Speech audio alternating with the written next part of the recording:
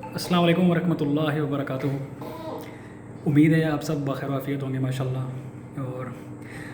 आज मेरा जो वीलॉग्स बनाने का मकसद होता है वो यावा गोई या बेहुदा गोई या खा मखा की जो है ना दिमाग की गोड़ी करना नहीं होता। मैं हमेशा किसी न किसी मकसद पे किसी न किसी ख़ास बात पे बोलना पसंद करता हूँ, और यही वजह है कि मैं ज़्यादा वीडियो बनाऊँ या कम वीडियो बनाऊँ, मेरा मकसद सिर्फ यही होता है कि यार जो एक अच्छी बात या जो कुछ नया हुआ या कुछ नया सीखने को मिला तो यहाँ पर बयान किया जाए।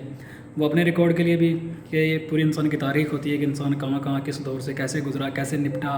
उसने क्या कुछ सीखा, वो सारी चीज़ें होती हैं उसमें। तो वो उसी का मकसद होता है ये वीडियोज़ बनाना। आज जो लाइफ में जो चीज़ हुई, आज जुम्मा मुबारक का दिन था, तो अभी हम अहले हदीस की मस्जिद से निकल के आ रहे हैं और हमने वहाँ पर मगरिब की नमाज़ अदा की। तो इतना खूबसूरत एहसास हो रहा था और बड़ा पुराना दौर याद आ रहा था। जैसे अब हमने गांव में अपने ताया जी के मस्जिद में जाके नमाज़ पढ़ा करते थे, हमारे ताया जी और कज़न वगैरह वहाँ साथ होते, मगरिब होती है, इशा होती है, असर, फजर, तो एक बड़ी खूबसूरत सी फीलिंग्स आया करती थी। तो बड़े हम खालिस होकर अल्लाह की नमाज़ पढ़ते थे। उस टाइम पर पूरे वली हुआ करते थे अल्हम्दुलिल्लाह माशाल्लाह। तो यहाँ पर भी वो बुज़ुर्गों के दरमियान बैठा हुआ नमाज़ पढ़ने का वो जो एक एहसास था, और वो जो कच्ची मस्जिद, उसकी कच्ची ईंटें, उसकी वो पुरानी दरी, खजूर के वो जो पत्ते होते हैं उनकी बनी हुई सख्त सी, जो चेहरों को भी थोड़ा सा पता चलता है कि आप सजदा कर रहे हो, घुटनों को भी थोड़ा तकलीफ़ होती है, टखनों को भी, वरना तो ये आजकल नरम नरम वो चल पड़ी हैं दरियाँ। खूबसूरत बात है, बुरी बात नहीं, बहुत अच्छी बात है, लेकिन वो जो एक एहसास होता था ना वो ख़त्म हो गया। और अभी पसीना आ रहा है थोड़ा सा यार। तो बड़ा मज़ा आया अल्हम्दुलिल्लाह, बड़ा अच्छी फीलिंग्स बहुत प्यारी आती हैं, पुराना दौर बंदे थोड़ा सा याद आ जाता है। तो उसके बाद जो मेन मुद्दा है जिसके बारे में बात करना चाह रहे थे अभी, मैंने आपको पिछले दिनों बताया था, मेरी वीडियो पे भी रिकॉर्ड हुई पड़ी थी,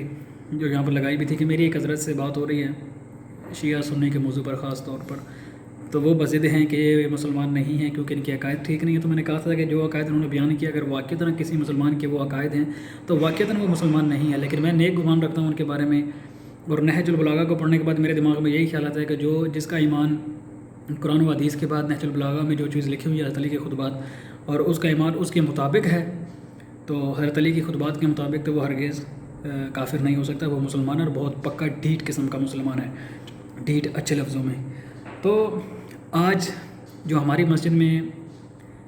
जो हमारी बड़ी मस्जिद है शाहीन वाली, उसमें जो हमारे दोस्त अहबाब गए वहाँ पर,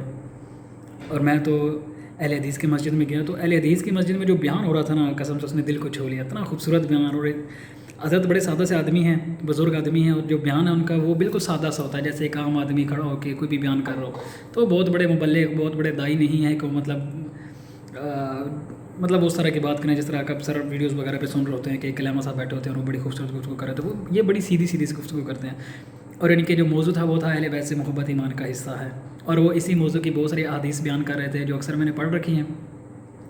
और वो यही बयान कर रहे थे कि यार अहले बैत से मोहब्बत ईमान का हिस्सा है।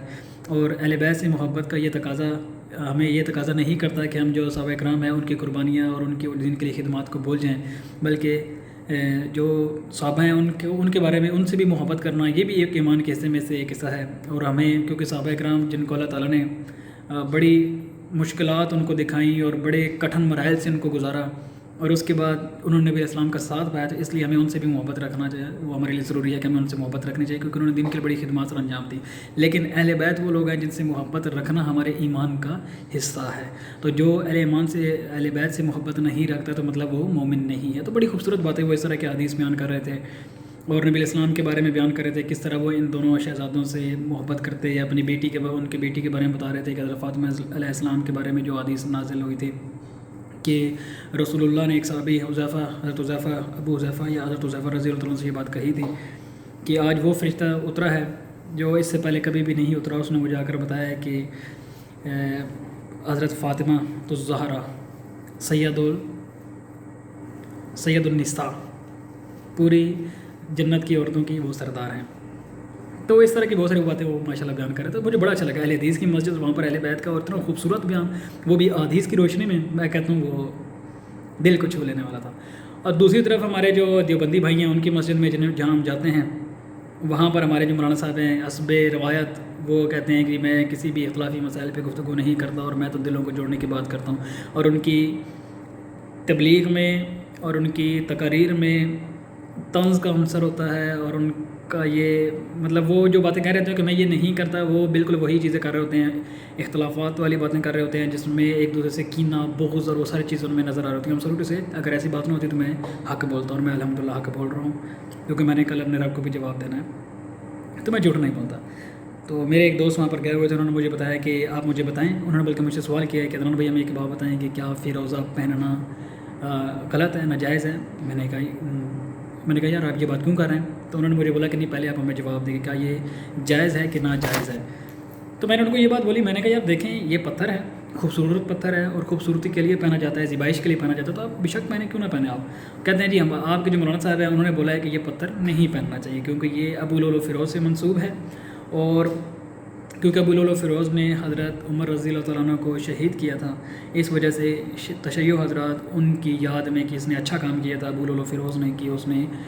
حضرت عمر بن خطاب رضی اللہ عنہ کو شہید کیا. تو یہ کیونکہ شیعہ حضرات حضرت عمر کو، حضرت ابوبکر صدیق کو، حضرت عثمان کو کیونکہ نہیں مانتے جس طرح ہم سنی حضرت مانتے ہیں، تو یہ ان پر قدغن لگائی جاتی ہے. تو مجھے ہنسی بھی آئی، میں نے کہا یار یہ ایک پتھر ہے، یہ ان کی رائے ہے، انہیں یہ کہنا چاہیے تھا کہ یار میں اس کو پہننا پسند نہیں کرتا، اور کیوں نہیں کرتا اس کی یہ وجہ ہے، بجائے اس کے کہ وہ سب کو کہیں کہ یار یہ پتھر ہی نہیں پہننا چاہیے کیونکہ پتھر میں کوئی برائی نہیں ہے، پتھر ایک خوبصورت پتھر ہے اور اس کو پہننے میں کوئی حرج نہیں. ہاں اگر کوئی شخص اس نیت سے پہن رہا ہے اور اس کا مقصد اور منشا یہی ہے کہ میں وہ جو ایک تاریخی واقعہ ہوا تھا اس کی یاد کے طور پر پہن رہا ہوں اور مذمت کے طور پر پہن رہا ہوں، اور ابو لؤلؤ فیروز نے ایک اچھا کام کیا تھا تو اس کی یاد میں یہ پتھر، یہ فیروزہ پہن رہا ہوں، تو پھر واقعتاً یہ غلط بات ہے. کیونکہ حضرت عمر رضی اللہ عنہ بڑے ہی ہماری تاریخ کے بہت بلند کردار ہیں، ہمارے اسلام کا ایک بہت بڑا حصہ ان سے منسوب ہے، اور انہوں نے جو قربانیاں دیں اور جو انہوں نے اسلام کے لیے خدمات سر انجام دیں وہ کسی کے بھی سامنے سے ایسا نہیں ہے کہ مطلب اس سے کوئی صرف نظر کر سکے یا صرف نظر کرے. تشیع حضرات کو ان سے جو بھی مسائل ہیں، جو بھی اختلافات ہیں، وہ اپنی جگہ پہ ہیں، لیکن کوئی بھی تشیع کا بڑے سے بڑا عالم حضرت عمر رضی اللہ تعالیٰ عنہ کی خدمات کا انکار نہیں کر سکتا جو انہوں نے دین کے لیے دیں، جو انہوں نے رسول اللہ کے لیے دیں. تو جو ان کا اختلاف ہے، اب روایات کی طرف اگر چلے جائیں تو روایات ایسی ایسی بھی ملتی ہیں جن سے ہمارا دل و دماغ بہل اٹھتے ہیں اور ہمارا دل اس بات کو تسلیم کرنے سے قاصر ہو جاتا ہے کہ یار یہ چیز حضرت عمر کے دور میں حضرت عمر نے حضرت فاطمہ سلام اللہ علیہ کے لیے ان کے ساتھ اس طرح کے عمل کیا، یا حضرت علی رضی اللہ عنہ کے ساتھ کوئی بھی اس طرح کا بھدا عمل کیا جس طرح ہمیں روایات میں ملتا ہے. تو ہم اس کو تسلیم نہیں کرتے کیونکہ روایات جتنی بھی صحیح ہوں، اگر ان کا متن بھی اگر صحیح نہ ہو، اس سے معلوم ہو رہا ہو کہ یار یہ متن درست نہیں ہے، تو اس کو بھی قبول نہیں کیا جاتا، تو ہم قبول نہیں کرتے. نہ ہم حضرت علی رضی اللہ عنہ کے بارے میں کوئی بھی ایسی چیز قبول کرتے ہیں جو تشیع حضرات پیش کرتے ہیں کہ انہوں نے حضرت عمر کے بارے میں، حضرت ابو بکر کے بارے میں جو کچھ بھی کہا. لیکن معاویہ کے ساتھ معاملہ مختلف تھا، معاویہ کے جو صحاب تھے ان کے ساتھ جو معاملہ تھا وہ مختلف تھا، اور اس کی ہم تائید کرتے ہیں کیونکہ اس کی ہمیں صحیح حدیث میں اور بہت ساری صحیح کتب میں جو ہمیں روایات واقعات ملتے ہیں وہ بالکل ایسی ہیں جیسے اگر ان چیزوں کو سمجھا جائے تو ہمیں سمجھ آتا ہے کہ واقعی میں اس میں جو ہے نا وہ حضرات ٹھیک ہیں. لیکن یہ جو ہمارے شیخین ہیں ان کے بارے میں اس طرح کی بات کرنا اس کو ہم پسند نہیں کرتے کیونکہ ان کی نیت کے بارے میں، کیونکہ انہوں نے ساری زندگی اپنے لیے کچھ نہیں بنایا اور انہوں نے اپنا سارا کچھ اسلام کے لیے وقف کیا، نبی علیہ السلام کے لیے وقف کیا، اور انہوں نے مشکلات اٹھائیں دین کے لیے. تو ہم ان کو ہمیشہ اپنی سروں کو پر رکھتے ہیں. اور جو چیزیں ہوئیں ہم بھی چاہتے تھے کہ یار حضرت علی جیسا آدمی خلافت کا حقدار زیادہ تھے، وہ اگر ہمارے امام ہوتے اس دور سے تو شاید چیزیں مختلف ہوتی. نبی علیہ السلام کی حدیث میں اس بارے میں ہے کہ یار اگر تم اس شخص کو اگر اپنا خلیفہ بناؤ تو یہ تمہیں بالکل راہ ہدایت پہ سیدھا کر دے، لیکن تم اس کو نہیں بناؤ گے. تو ہمیں ان چیزوں کو قبول کرنا چاہیے کہ جو چیزیں نہیں ہوئیں ان پر ہمیں افسوس ہے، اگر ہوتی تو آج اسلامی تاریخ واقعتاً مختلف جو ہے نا وہ منظر پیش کر رہے ہوتے. لیکن ابھی بھی ہماری تاریخ جو ہے وہ بہت رچ ہے ماشاءاللہ. تو یہ کچھ ایسے واقعات ہیں جو ہماری نظروں کے سامنے گزرے تو ہم نے کہا یار ان کو کیمرے کی آنکھ میں قید ضرور کرنا چاہیے اور اس کے بارے میں بات ضرور کرنی چاہیے. ہمیں محبت پلانا چاہیے. یہ دین محبت کا نام ہے، یہ دین احسان کا نام ہے، یہ دین کھانا کھلانے کا نام ہے، یہ دین اسلام میں پہل کرنے کا نام ہے. یہ ایسا خوبصورت دین ہے اور ہم نے اس کو اتنی بگاڑ کے ساتھ پیش کر رکھا ہے ہمارے علماء اکرام نے، ہمارے حضرات نے، اللہ ماشاء اللہ سب علماء نے نہیں، بہت اچھے لوگ بھی ہیں. تو ہر آدمی اچھی نیت سے غلط کام کر رہا ہے. میں نے اکثر کہا کرتا ہوں، میں نے پچھلی ایک ویڈیو میں بھی یہ بات کہی تھی کہ ہمارے بہت سارے حضرات ایسے ہیں جو دوسروں کی ٹیکسٹ بک سے ایسی روایات، ایسی بات ڈھونڈنے کی کوشش کرتے ہیں جس سے اس پر قدغن لگا کے اس کو